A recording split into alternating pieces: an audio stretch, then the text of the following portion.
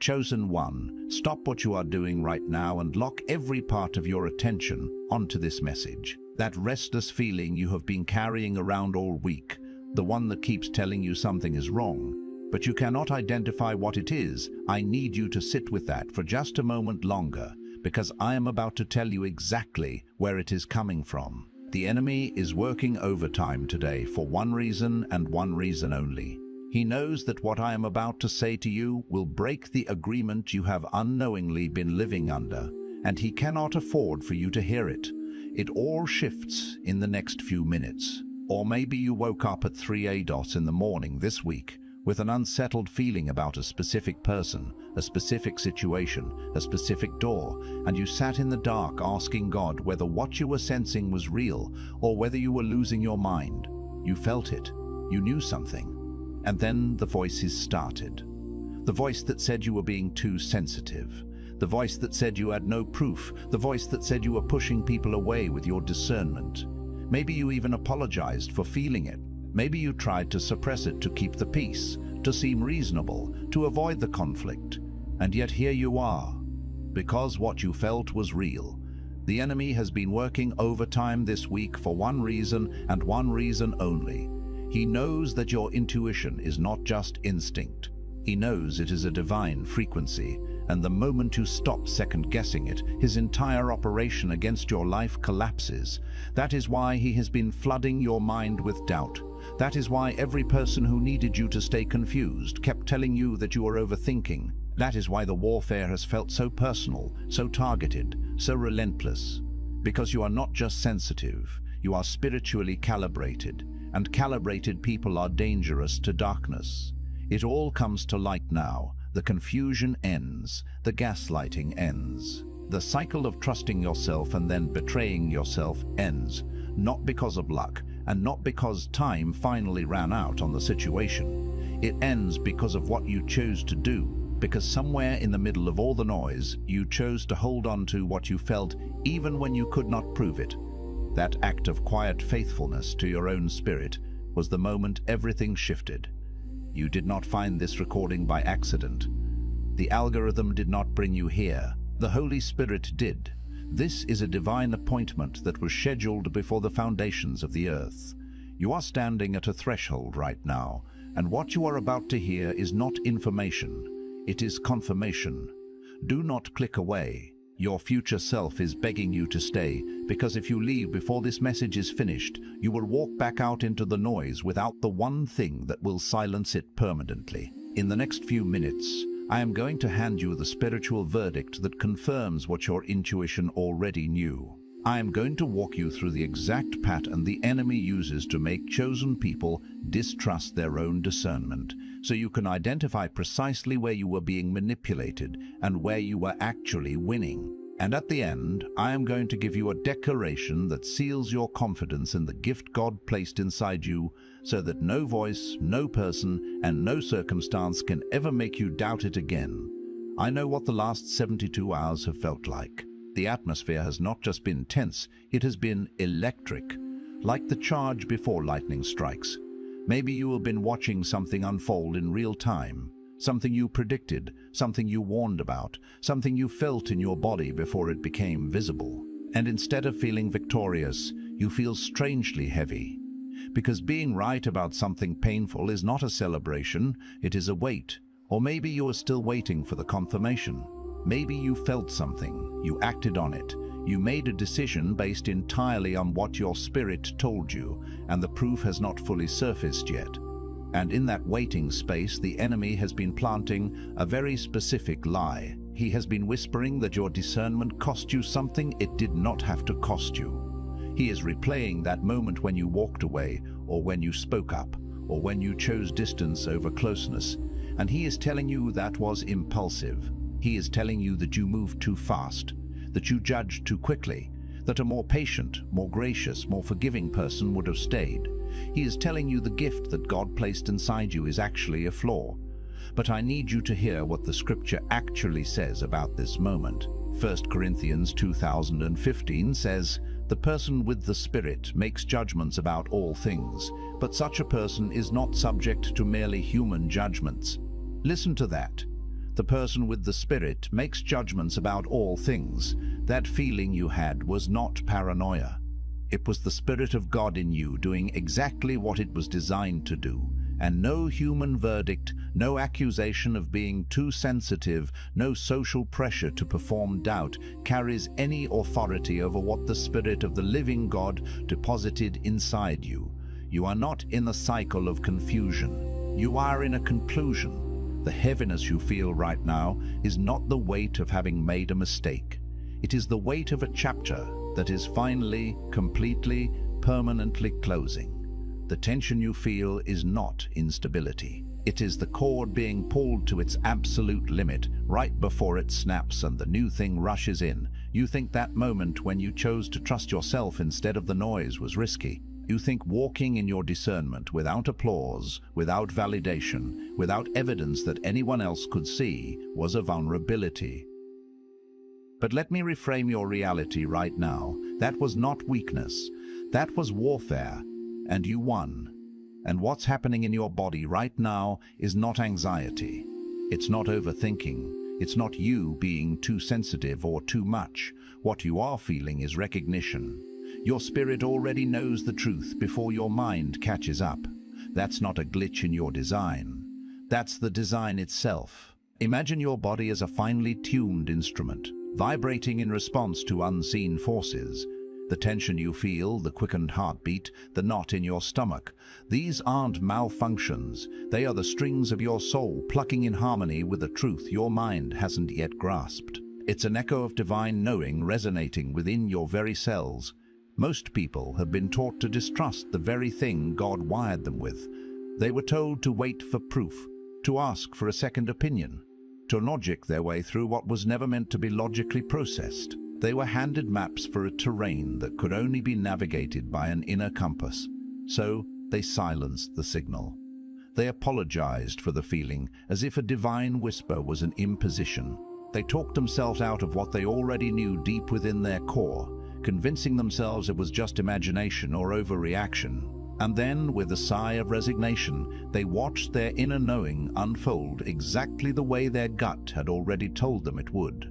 A silent testament to their ignored wisdom. That's not coincidence, that's confirmation. It's the universe, and more importantly, God, whispering, "See, I told you." And if you've lived that cycle more than once, if you've looked back at crossroads, at relationships, at opportunities, and said with a pang of regret, "I knew it, I felt it, why didn't I trust it?" then this message was placed in front of you today for a reason, like a lighthouse beam cutting through a fog of self-doubt. Some messages don't just inform, they activate. If something stirred deep in your spirit just now, a resonance, a quiet hum of recognition, you may be ready to receive the Chosen One's blueprint. This sacred guide reveals the 8 divine patterns behind your calling, your suffering, and your destiny. It doesn't just offer information, it offers keys to unlock the very blueprint of your soul's purpose. It also comes with the full audiobook, so you can absorb it during prayer, rest, or quiet moments with God, letting the wisdom seep into you like a balm. And for those called to speak His truth, those who feel the fire of prophecy within them, you'll also receive Activating Your Prophet Mantle, a powerful bonus ebook for those carrying a prophetic assignment. The link is in the first pinned comment, but only for a limited time, because divine opportunities often come with a sense of urgency for those who are ready. Now here's what you need to understand first. Your intuition was never just a feeling. In Scripture, the prophet Elijah, a man of immense spiritual power, didn't hear God in the cataclysmic earthquake that rent the mountains. He didn't hear Him in the roaring inferno of the fire that followed. He heard Him in the still small voice, the delicate whisper that, in the cacophony of the world and even within one's own busy mind, almost goes unnoticed. That whisper, that subtle nudging, is what you've been calling your gut feeling. That whisper is what you've been second-guessing your entire life, treating it as unreliable noise rather than divine direction. And heaven, with infinite patience, has been waiting for you to stop drowning it out with doubt and distraction. But here's where it goes deeper, into a territory many shy away from. The reason most people suppress their intuition isn't because they don't believe in it at all. It's because, deep down, they believe in it too much, and it terrifies them. Because when you truly trust what you sense, when you honor that inner knowing, you can no longer pretend you didn't know. You become responsible for the knowing. And that responsibility, that sacred burden of truth, asks you to move, to choose, to confront the uncomfortable, to walk away from the familiar but harmful, even when the path of least resistance is to stay still, silent, and claim ignorance. It's the fear of stepping into the fullness of what you perceive. So the suppression isn't truly about doubt of the signal itself. It's about avoidance of the consequences that come with heeding it. And avoidance, when it wears a spiritual costume, looks remarkably like virtue. It looks like patience. It looks like waiting on God. It looks like profound humility. But underneath it all, if you are honest with yourself right now, and I'm asking you, in this sacred moment, to be profoundly honest, underneath it all is fear. Fear that if you trust what you felt and you're wrong, you'll be humiliated, exposed as foolish or mistaken. And even more terrifying for some, fear that if you trust what you felt and you're right, you'll have to do something about it. To act, to change, to embrace a destiny that may feel daunting. And what's coming next will likely surprise you. It always does when we start to uncover hidden truths. Because here's what the enemy, that adversary of your soul's progress, understood about you before you fully understood it about yourself. He didn't attack your faith directly first. He attacked your perception, your ability to see and feel what is real. If he could make you distrust your own senses, your own inner witness, he wouldn't need to fight you directly in the grand spiritual battles. You would, unknowingly, do his work for him. Every single time you talked yourself out of a glaring red flag, convincing yourself it was just your imagination. Every time you apologized for a feeling that was a divine alert, soothing it away instead of heeding it. Every time you returned to a person, a situation, or a path that your spirit had already clearly released, that wasn't weakness on your part, that was warfare. Targeted, strategic, and deeply personal warfare aimed at the one thing that makes you a dangerous threat to darkness, your innate, God-given ability to discern what is real, what is true, and what is aligned with divine will. Think about what that means for a moment. The enemy, the architect of confusion and deception, doesn't waste energy, doesn't deploy intricate strategies on people who pose no threat to his kingdom of shadows. If your discernment has been under constant attack, if there's been a recurring pattern of fog-like confusion, crippling self-doubt, emotional second-guessing that leaves you feeling perpetually adrift, that is not random. That is a sign of a targeted campaign. And being targeted means you carry something of immense value, something worth the enemy's focused effort to neutralize. You carry a light he fears. But this leads us to something most people miss entirely, and it may be the most crucial revelation in this entire message. Your intuition is not just a defensive shield, a warning system telling you what to move away from. It's also a directional beacon, a spiritual GPS showing you precisely what to move toward. And somewhere in the process of suppressing the warning signals, of silencing the alarms, you also inadvertently suppress the invitation signals.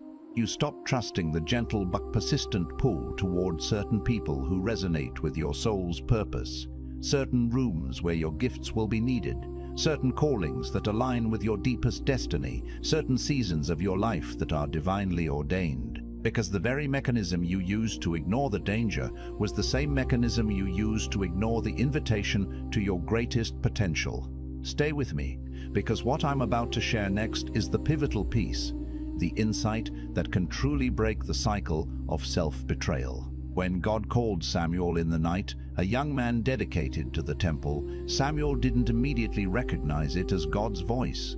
He didn't have a pre-established connection. He ran to Eli, the older priest, 3 times, mistaking the divine call for human intervention, before Eli finally taught him how to recognize the voice of the Lord. And the text says something profound and often overlooked. It says Samuel did not yet know the Lord in that intimate, recognizable way. This means the encounter, though real, was not yet familiar to him. He had zeal. He had presence in the temple. He had proximity to the sacred, but he had not yet learned to identify the subtle, distinct frequency of the divine voice he was already hearing. And that is precisely where so many beautiful souls are right now, hearing the divine whisper, sensing the spiritual currents, but not yet knowing how to confidently identify what they're hearing as divine guidance, as God speaking directly to them. The crucial shift from simply sensing to truly knowing, from that hesitant, I think I feel something, to the confident, I know what this is and I absolutely trust it. That profound transformation doesn't happen through more prayer alone, though prayer is vital. It happens through obedience to the last thing your discernment told you to do, even if it was small.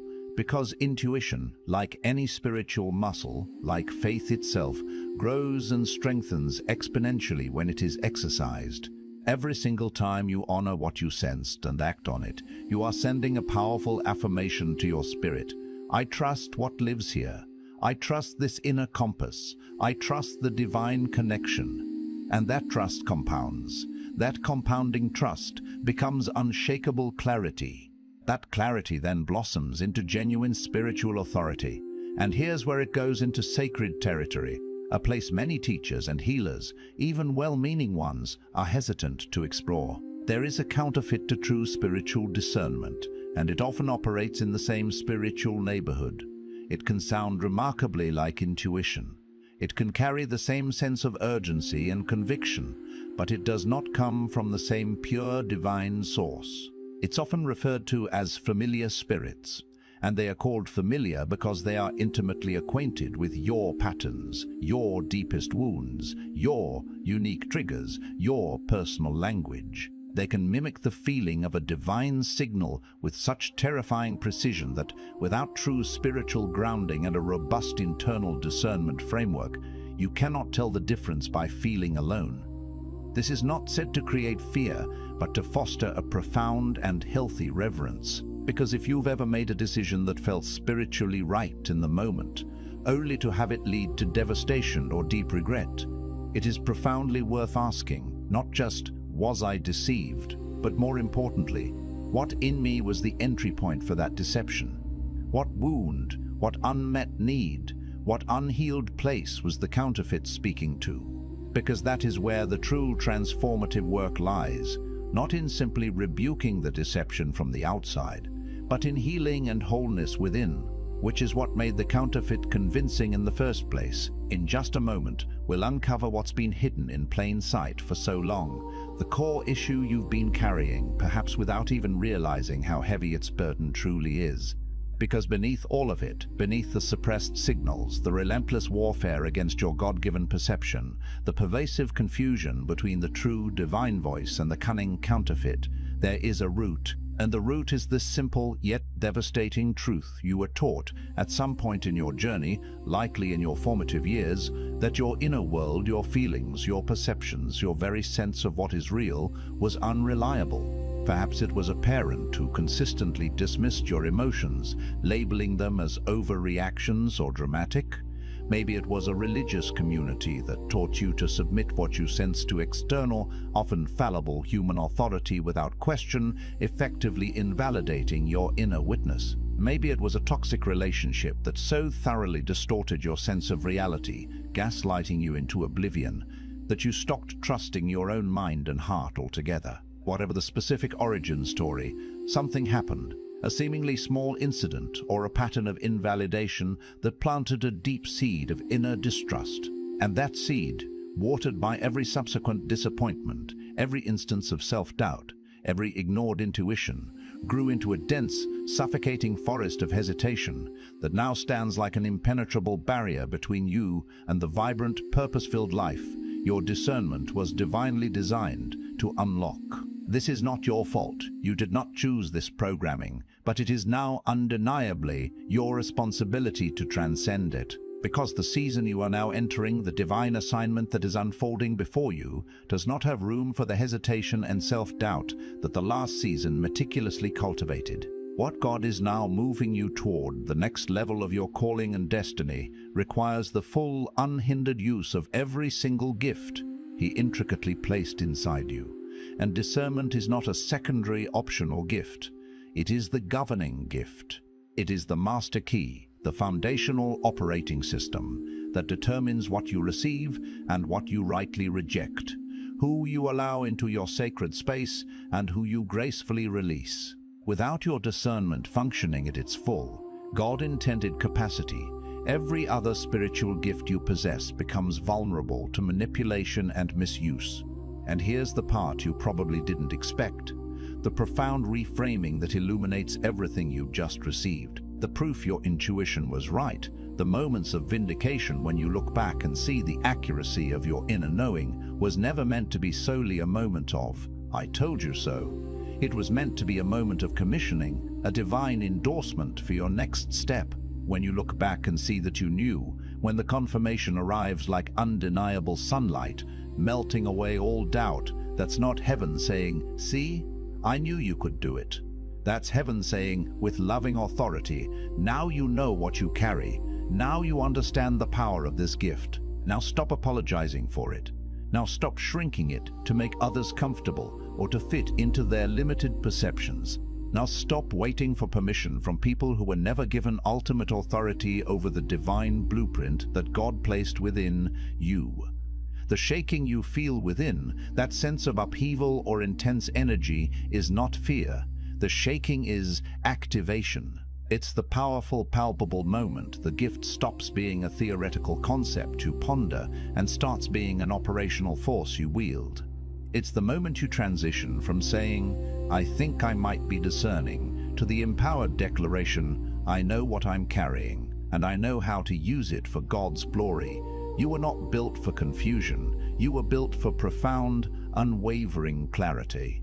And that clarity has been yours all along. It has simply been buried, obscured, and hidden beneath layers of conditioning, societal expectations, and well-intentioned but misguided teachings about yourself that were never actually true. So before you sleep tonight, before the relentless noise and demands of tomorrow find you, I invite you to do something powerful. Place your hand gently over your heart, feel the steady rhythm of your own life force, and speak this sacred affirmation over yourself with all the conviction of your awakened spirit.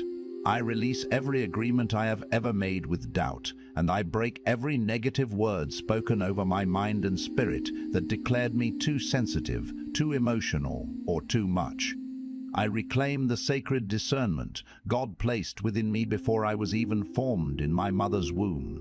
I wholeheartedly trust what I feel because I know and affirm that He, the divine source of all truth, is the very origin of what I feel. I will no longer apologize for knowing. I will no longer shrink or dim my light to protect someone else's comfort or fragile perception. My perception is not broken. It is being profoundly restored, divinely sharpened, and powerfully commissioned for this critical season. I am not confused. I am awakening into a new dimension of spiritual sight. And what I carry within me is real. It is holy, and it is desperately needed in this generation. I step forward now in clarity. I step forward now in unshakable trust. I step forward now knowing with absolute certainty that I am not imagining things.